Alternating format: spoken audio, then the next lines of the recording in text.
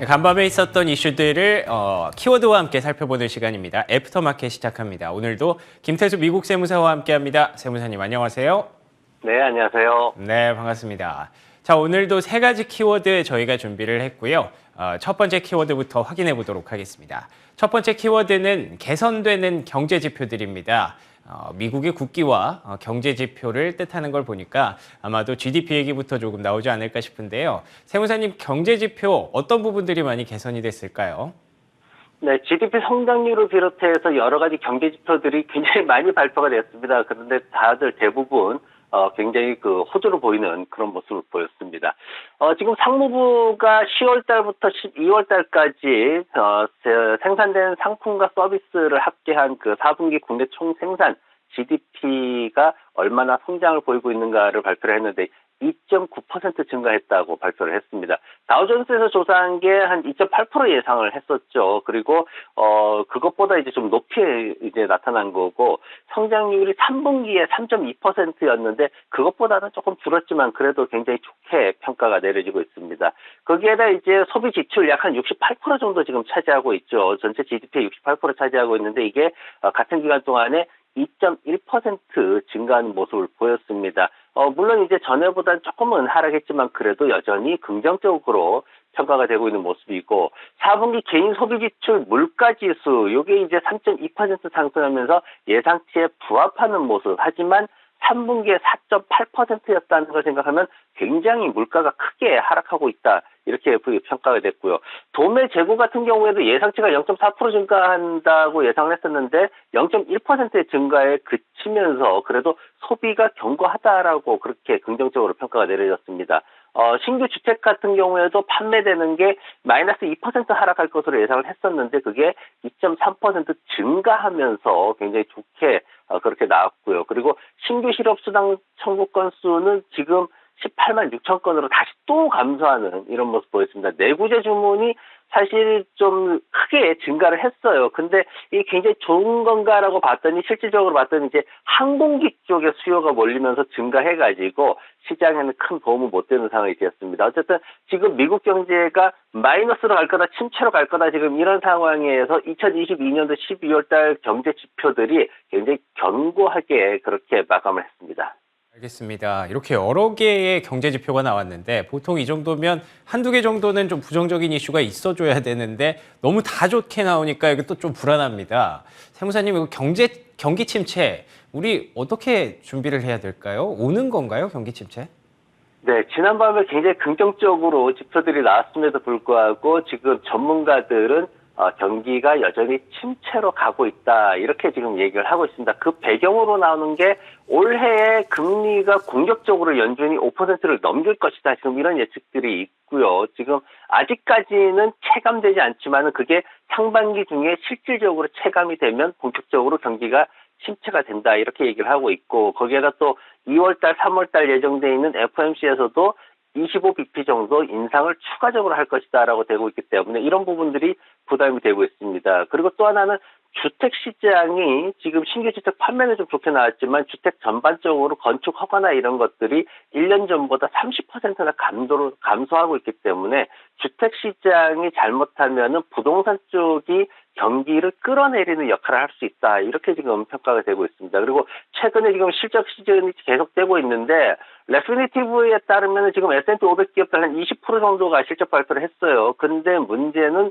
3% 정도 손실이 지금 나고 있기 때문에 이 부분이 좀 조심스럽다라는 거고, 그리고 소비 지출도 아직은 괜찮다라고 평가를 하고 있어요. 근데 이제 12월 달에 소매 판매가 1.1% 감소했죠. 이 부분에 대해서 앞으로 더 집중적으로 케어를 해야 된다, 이렇게 지금 평가를 하고 있습니다. 그러면서 이제 캡슐 이코노믹스의 앤드류 헌트라는 분이 있는데 이분이 이제 나와서 하는 얘기가 4분기 데이터 나왔는데 경제가 모멘텀을 좀 잃었다, 이렇게 지금 평가를 하고 있습니다. 그러면서 완만하게 경기를 침체로 몰아 넣을 것으로 보여진다라고 했고, 그리고 플랜트 모란 파이낸셜이라는 곳에 이제 투자 책임자가 나와가지고 했던 얘기가 뭐냐면은 4분기 데이터가 GDP 데이터가 어떻게 시사하는 것만큼 그렇게 강하지는 않다, 이렇게 얘기를 했습니다. 그러면서 경제가 앞으로 1분기, 2분기에 더 뚜렷하게 둔화될 것이다, 이렇게 전망을 하고 있어서 미국 경제는 전반적으로 아직까지 침체로 향하고 있다, 이렇게 평가가 되고 있습니다. 알겠습니다. 미국의 4분기 GDP가 긍정적으로 나왔지만 올해 전망치 보신 분들은 아실 겁니다. 1% 미만 성장이 예상이 되고 있고요. 짚어주신 대로 미국의 이제 연준의 금리 인상은 앞으로 계속해서 이후에 영향을 우리가 확인하게 될 거기 때문에 아직까지는 폭풍전야 정도로 예상을 하시는 게 좋을 것 같습니다. 경기 침체 우려 여전히 높아지고 있다는 가능성을 뒤로하고 두 번째 키워드 확인해 볼 텐데요. 그래서 그런지 이 키워드가 좀 핫해진 것 같습니다. 매머드급 자사주 매입인데요. 보시다시피 이제 쉐브론의 얘기를 좀 해보려고 합니다. 다들 뉴스 좀 보셔서 아실 텐데요. 쉐브론이 정말 매머드급 자사주 매입 주주 환원 정책을 발표를 했습니다. 숫자들을 좀 읽어드릴게요. 750억 달러, 무려 93조 원 규모의 자사주 매입을 결정을 했고요. 쉐브론 시총의 22% 규모이자 기존에 유지했던 연평균 자사주 매입의 무려 5배 수준입니다. 그리고 2019년에 공개했던 250억 달러 규모의 자사주 매입이 이제 기간이 끝나서 만기가 돼서 다시 한번 이제 새로 갱신을 했다라고 보시면 될 것 같은데 이번 공시는 4월부터 시행이 될 예정이고요. 배당 역시 6% 올리면서 배당 수익률이 3.4%, 업계 내에서 조금 위쪽에 있었던 엑스모빌을 이제 추월하게 되는 그런 결과를 만들어냈습니다. 그러니까 이제 다 같이 증시가 특히 에너지주가 강세를 좀 보였죠. 사실 에너지주라고 하면 우리는 대체적으로 가치주 영역에서 해석을 하고 있기 때문에 최근에 성장주 랠리, 뭐 테슬라를 비롯해서 빅테크주 랠리가 지속되는 동안 조금은 소외를 받았던 그런 섹터이기도 했는데요. 쉐브론이 이 정도의 주주 환원 정책을 할 수 있었던 건 누가 뭐래도 지난해 이제 또 에너지 가격이 폭등하면서 같이 돈을 많이 벌 수 있었기 때문인 걸 다들 알고 있기 때문에 쉐브론에 이어서 뒤를 이어서 이제 주주 환원 정책을 좀 강화하지 않을까 하는 기대감이 자연스럽게 반영이 됐던 것 같습니다. 그런데 이 주가를 보면 생각보다 굉장히 견조합니다. 조금 소외를 받았다고 제가 표현을 했었는데 과연 소외받았던 때가 있었나 싶을 정도로 신고가 영역에서 혹은 신고가를 뚫어내고 있는 종목들도 눈에 띄고 있는 상황인데요.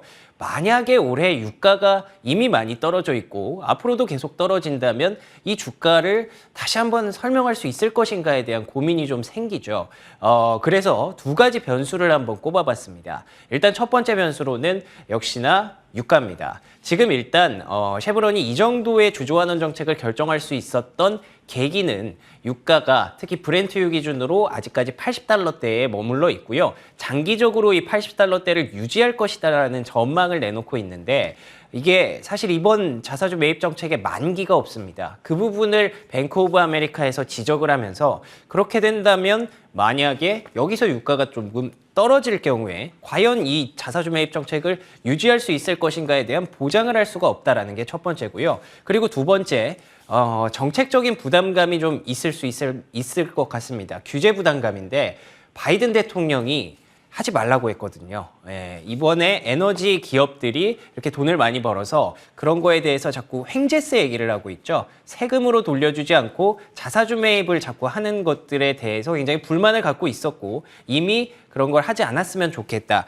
다시 그 워딩을 말씀드리면 제재를 가할 것이다. 주주 환원에만 집중하면 제재를 가할 것이다라고 이미 경고를 한 바가 있기 때문에 쉐브론 CEO는 뭐 제재를 가든 말든 난 가겠다라고 이미 보여준 상황이고 과연 정부에서는 어떤 대응이 나올지 이제 이쪽으로 공이 넘어간 상황입니다. 그렇기 때문에 이 두 가지 변수를 안고 이렇게 공격적인 주주 환원 정책을 발표했다라고 하는 건데요.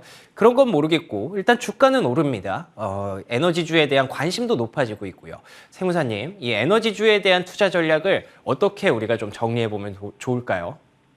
네, 에너지주는 지난해 하반기에는 섹터별로 돌아가니까 에너지 섹터의 안에 6개의 세부 섹터들이 있는데 그것들이 계속 돌아가니까 주의하라는 말씀드렸는데 쉐브론의 엑스모빌 같은 경우에도 타이밍 잘못 잡으면 손실나는 구간도 있습니다. 지난 6개월 동안 차트 보시면은 굴곡들이 조금씩 있어요. 전체적으로 결과적으로는 올라왔지만 굴곡이 좀 있었던 그런 차트를 보이고 있습니다. 이제 쉐브론이 27일 날 실적 발표를 하고요. 엑슨모빌이 31일 날 실적 발표를 합니다. 실적이 모두 순이익이 60% 이상 상승할 것으로 그렇게 예상이 되고 있어가지고 앞으로 이제 두 회사 모두 긍정적으로 계속 전망이 되고 있는 그런 상황입니다. 이 회사들에 대해 가지고 우리가 이제 한 달 전이제 12월 5일 날 아마 한번 점검을 했을 겁니다. 그때 이제 쉐보론이나 엑슨모빌에 대해 가지고 추가 악재 나오면 매수해도 좋겠다 이제 그런 얘기를 했었어요. 그러면서 이제 그 방송 지나고 한 10% 정도 계속 상승하는 한번 출렁거린 이후에 10% 정도 상승하는 모습 보이고 있는데 당시에 이제 크레스트 캐피탈이라는 곳에서 뭐라고 했냐면은 경기 침체가 오는 것을 봤을 때 그래도 수익을 만들어낼 수 있는 기업에 들어가는 걸 선호한다. 이제 이렇게 분석을 했었고 그러면서 이제 수요 부족에 대한 우려는 유가 하락 기간이 좀 짧을 것이다. 2023년도에 이렇게 또 분석을 했었습니다. 그러면서 이제 몰리풀에서 나왔던 얘기가 뭐냐면은 추세가 쉽게 무너지진 않을 것이다. 어떤 시장에 조금씩 어떤 충격이 오더라도 단기적으로 하락할 뿐이지 그게 추세로 무너뜨리진 않고 올라갈 것이다. 뭐 이렇게 전망을 했었습니다.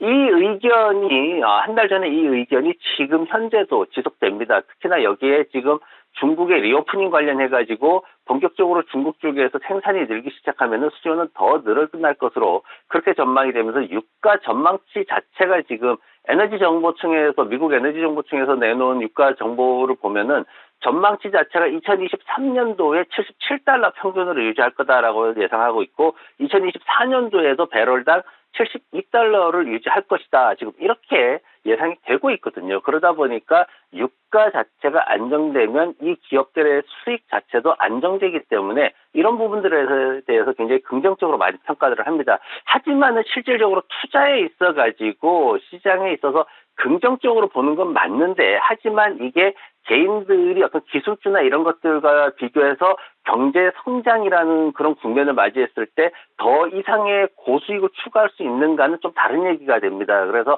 지금 경기 침체나 이런 것들이 앞두고 있기 때문에 여기에 대해서 방어적이고 보수적인 관점에서 경제 침체 등의 악재 등의 어떤 불구하고 악재에도 불구하고 잘 버텨주고 어느 정도 기본적인 기대 수익은 줄 것이다. 이런 관점에서 긍정적인 것이지 앞으로 어떤 큰 기술주들이 갖고 있는 기대감보다 더 큰 수익을 가져다 줄 것이다는 아닌 것으로 전문가들은 그렇게 분석을 하고 있습니다. 알겠습니다.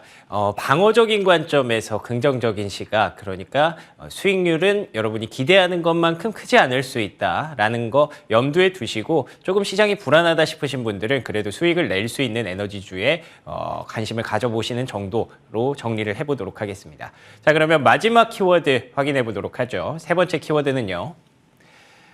견고한 수요입니다. 뒤에 보시면 테슬라 그림이 그려져 있는데요. 테슬라 얘기 하지 않을 수가 없습니다. 아마 많은 분들이 그때 샀어야 했는데 라는 생각을 아마 테슬라를 두고 하고 계실 것 같은데 수요는 사실 좀 불안하거든요. 근데 수요까지 견고해진다면 뭐 굉장히 긍정적인 이슈가 될 것 같은데 어떤 내용일까요? 네, 지난밤에 4분기 매출과 이익을 발표를 했죠. 예상치를 훨씬 뛰어넘는 수준이었습니다. 매출이 243억 2천만 달러죠. 3분기보다도 20억 달러가 올라갔고 1년 전보다 70억 달러가 올라갔습니다. 그리고 조정 EPS 주당 순이익 같은 경우에도 지금 보면은 1달러 19센트가 나왔어요. 41억 달러 정도 보고를 했는데 1년 전보다 13억 달러나 증가하는 모습이었습니다. 여기에다 이제 또 핵심이 되는 게 재무제표에서 220억 달러 이상의 충분한 유동성이 있다. 그러면서 앞으로 제품 로드맵에 충분히 투자할 수 있다. 이제 이렇게 말을 했습니다. 그러면서 이제 총마진에 대한 얘기가 나오긴 했어요. 총마진이 기대치에 조금 모자란다 이런 얘기를 했는데 그럼에도 불구하고 이제 그 가격 인하되는 부분이 앞으로 수요를 폭발적으로 일으킬 것이다. 이제 일론 머스크가 그 부분에 대해서 굉장히 자신 있게 얘기를 했죠. 사실 최대 20%까지 인하한다라는 발표를 했을 때는 사실 걱정이 많았어요. 그럼에도 불구하고 일론 머스크가 나서가지고 이게 수요 폭발을 일으킬 것이기 때문에 앞으로 이제 테슬라가 더 큰 회사가 될 것이다. 이렇게 주장하면서 굉장히 기대감을 높이는 그런 상황이 됐습니다. 여기에다 이제 신제품 관련해가지고 3월달 투자자의 날에 새로운 신모델을 공개를 할 것이다. 이렇게 또 발표를 했죠. 거기에다가 사이버 트럭을 여름부터 생산을 하는데 대량 생산은 내년부터 시작을 할 것이다. 이렇게 또 밝히면서 굉장히 사이버 트럭에 대해서도 또 큰 기대감을 또 갖게 만들었습니다.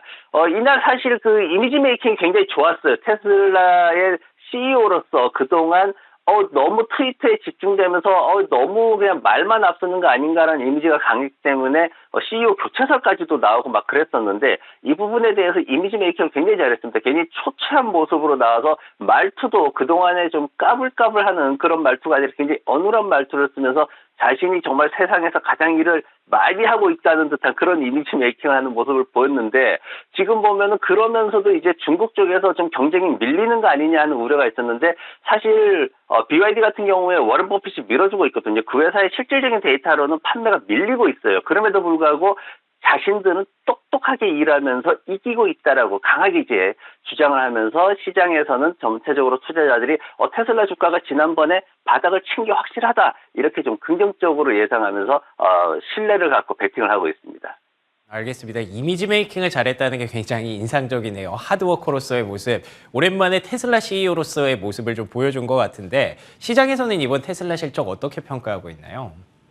네, 애널리스트들이 사실 많이 좀 엇갈리는 그런 모습을 보이고 있습니다. 하지만 그럼에도 불구하고 어느 정도의 성장성은 앞으로 올해 200만 대 생산하겠다 이러는데 그런 부분들은 또 인정을 하는 그런 모습입니다. 그래서 카나코드 사이언스 제니티 같은 경우에는 지금 나온 얘기가 뭐냐면은 그동안 투자자들이 좀 불확실성에 두려워하던 것보다는 지금 훨씬 낫다. 그러면서 지금 목표 주가를 275달러까지 올리면서 앞으로 100달러 더 올라갈 수 있다는 거죠. 매수 의견을 유지를 했습니다. 그리고 번스타인 같은 경우에는 사실 좀 주식이 아직까지는 불확실성이 있다. 이런 평가를 하면서 시장 수익률보다 조금 낮은 그런 등급을 매겼고 모건 스탠리 쪽에서는 220달러 목표치를 제시를 했어요. 그러면서 비중 확대 등급을 유지하는 모습을 보였습니다. 거기에 대해 또 웹부시의 전통적인 테슬라 저격수죠. 댄 아이버스가 지금 나와서 한 얘기가 뭐냐면은 2023년도에 그러면 현실적으로 얼마나 딜리버리를 잘 할 거냐, 인도량을 늘릴 거냐 이 부분을 봐야 된다라고 사실 경고를 하는 그런 모습도 있었습니다. 그래서 이 회사의 차트를 좀 보고 우리가 얘기를 해야 될 것 같은데 지금 보면은 지금 지난번에 우리가 이제 110달러 구간에서 여기에서는 기술적으로 좀 사도 좋다라는 그런 내용을 우리가 방송에서 한 적이 있는데 지금 보면은 이제 가격이 쭉 올라왔죠. 이 가격이 이제 12월 달에 사실 급락하는 그런 모습이 있었습니다. 그 급락 구간에 기술적으로 61.8% 되돌리는 그런 상황이 있고 그러면 여기에서는 한 템포 쉬어가는 구간으로 일반적으로 그렇게 적용이 됩니다. 그리고 또 하나는 지금 매물대 빈 구간이 앞으로 남아있기 때문에 가격 움직임에 대한 부담은 좀 많이 덜어냈다라는 그런 분석이고요. 그리고 하락 시에도 보면 145달러 구간에서 안정적으로 지지선 한 번 더 막아줄 수 있는 구간도 확보를 했다라는 게 중요합니다. 무엇보다도 보면은 지금 바닥 쪽에 매물대 굉장히 두껍게 되어 있기 때문에 아까 말씀드렸듯이 지는 이미 100달러대에서 저점을 확보를 했다라는 것으로 인해 가지고 투자자들의 심리적인 신뢰가 굉장히 상승하고 있다라고 보여지고요. 다만 이제 문제된 게 뭐냐면은 너무 갑자기 올랐어요. 145달러에서 155달러 구간 갭이 만들어져 있는데 이 갭은 메워질 가능성이 높습니다. 왜냐면은 일주일 뒤쯤 되면은 다음 주 주말쯤 되면 아마 1월 달 생산과 딜리버리 그리고 예약이나 이런 수치들이 나올 거예요. 그래서 지금 중국 같은 경우에는 첫 번째 달이거든요. 뭐냐면은 보조금을 주지 않는 첫 번째 달입니다. 그렇기 때문에 아까 누구죠? 댄 아이버스가 얘기를 했듯이 실질적으로 현실적으로 얼마나 생산되고 인도되는지 그 부분에 대해서 확인하는 과정이 필요하다. 이렇게 보시면 좋을 것 같습니다.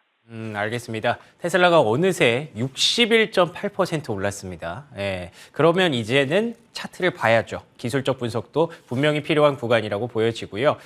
지금 하방에 대한 신뢰도는 회복되고 있지만 여전히 좀 불안한 구간들을 노출하고 있는 것 같습니다. 자, 이렇게 애프터마켓 시간 김태수 미국 세무사와 오늘도 함께했습니다. 오늘도 좋은 말씀 고맙습니다. 네, 감사합니다.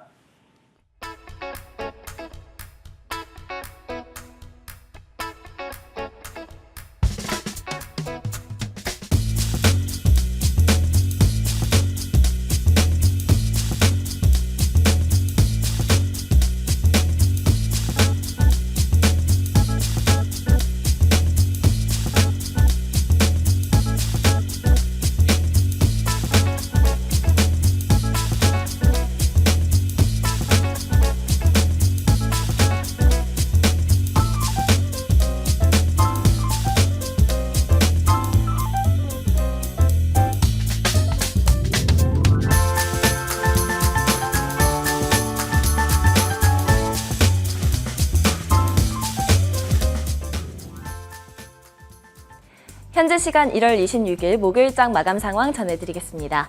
간밤 뉴욕 증시는 테슬라 강세 그리고 미국의 GDP 호조에 상승했습니다. 다우지수가 0.61%, S&P 500이 1.1%, 나스닥이 1.76% 상승했는데요. 시장 움직였던 주요 이슈들 자세하게 짚어보겠습니다. 미국의 경제 지표들이 강한 것으로 드러나면서 간밤 시장 흐름이 좋았습니다. 먼저 미국의 4분기 GDP 성장률이 2.9%로 나왔는데요. 3분기보다는 덜했지만 예상치였던 2.8%를 상회했습니다. 경기 침체 우려에도 불구하고 2개 분기 연속 플러스 성장률을 보이는 모습이었습니다. 또 실업 지표도 견조했는데요.